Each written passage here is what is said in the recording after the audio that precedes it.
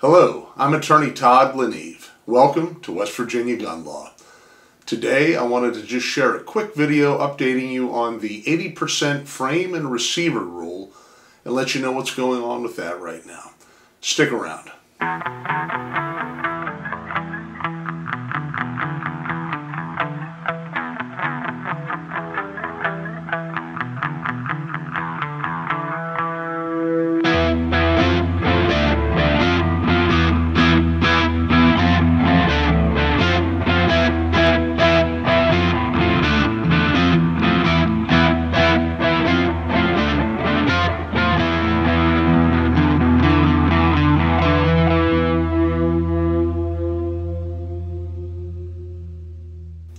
So back in 2022, the ATF passed a final rule relating to 80% complete frames and lowers.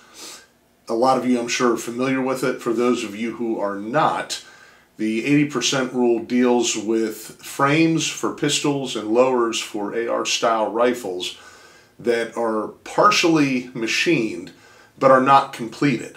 Under the current definition of what a firearm is under U.S. code, an 80% frame or receiver is not a firearm. It's nothing more than a part, and again, it's not even defined under the code.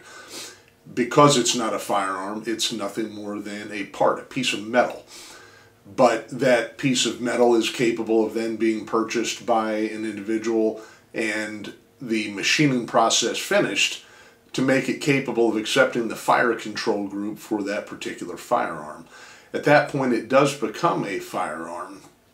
But because it was not a firearm when it began life, it does not require a serial number to be added to it. Completed firearms manufactured by established companies do in fact have to have a serial number, according to the Gun Control Act of 1968. So these 80% frames and lowers do not come with a serial number on them. Now, the fact that they don't have a serial number causes the ATF and the Department of Justice to say, oh, these things are ghost guns, meaning they're untraceable, meaning they don't have any record of their existence. And the simple fact is that the ATF seems to want to push for serial numbers because they want to create an unlawful gun registry. There's no other reason for them to be pursuing a serial number rule on these products. Now, these products are very popular among the home firearm building crowd, and there are an awful lot of people who enjoy taking the time to assemble their own firearm, and they are a lot more affordable than finished frames and receivers, and so for that reason a lot of them do get sold. But again, the ATF is now taking the position that these firearms are a major source of criminal conduct in the United States, and so we need to clamp down on that, and we need to put serial numbers on these types of products. So we're not going to allow 80% frames and receivers to be sold without a serial number on them, according to the rule. So the rule was challenged, and the most noteworthy case is Vanderstock versus Garland, which was filed in the Northern District of Texas in federal court.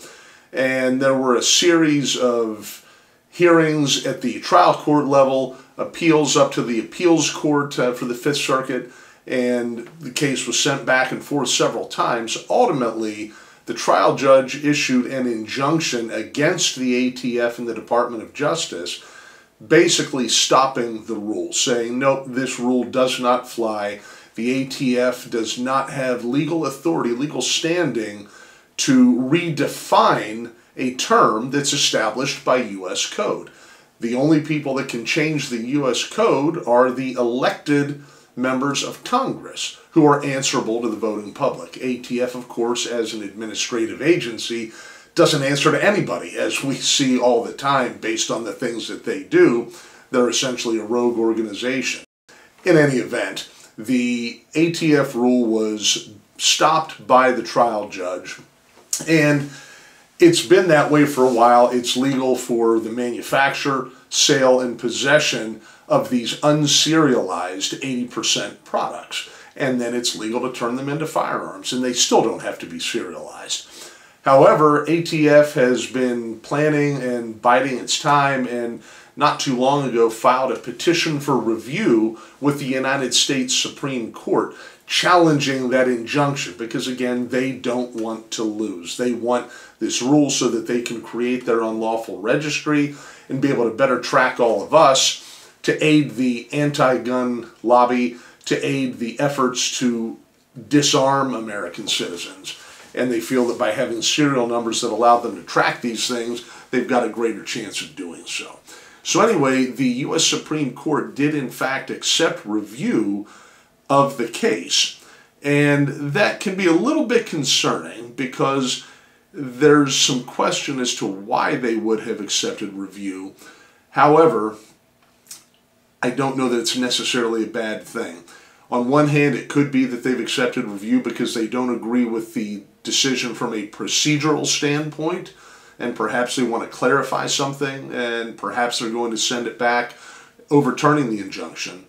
But I think there's also just as good, if perhaps maybe not a little better, a possibility that their goal in taking this case is to settle the issue here once and for all and make it clear that administrative agencies don't have the legal authority to establish law. That's not their role. It's not what they were created to do. These agencies are there to enforce laws, but they don't have the right to create laws. The reality is that this final rule that the ATF put into effect regarding frames and receivers has the effect of changing the law by changing a definition that's already spelled out by Congress in the United States Code. It'll probably be several months before we see any action by the court one way or the other. So just keep following along, and we will definitely revisit the issue when that decision finally comes out. Like I said, I wanted to just do a quick update on that one because of this recent development. I appreciate you spending time with me here today, and I hope you've enjoyed the video. If you have any questions or just want to share your thoughts, please drop them in the comments section below. As always, I would appreciate you subscribing if you haven't yet, and I would appreciate you hitting the like button, sharing the video, trying to get out there ahead of the anti-2A algorithm that exists on this platform, and do what I can to get other people aware of the channel so that we can spread this information to everybody who is interested in this type of a topic. Again, thank you so much for being here. I look forward to seeing you in the next video. Until then, take care and stay safe.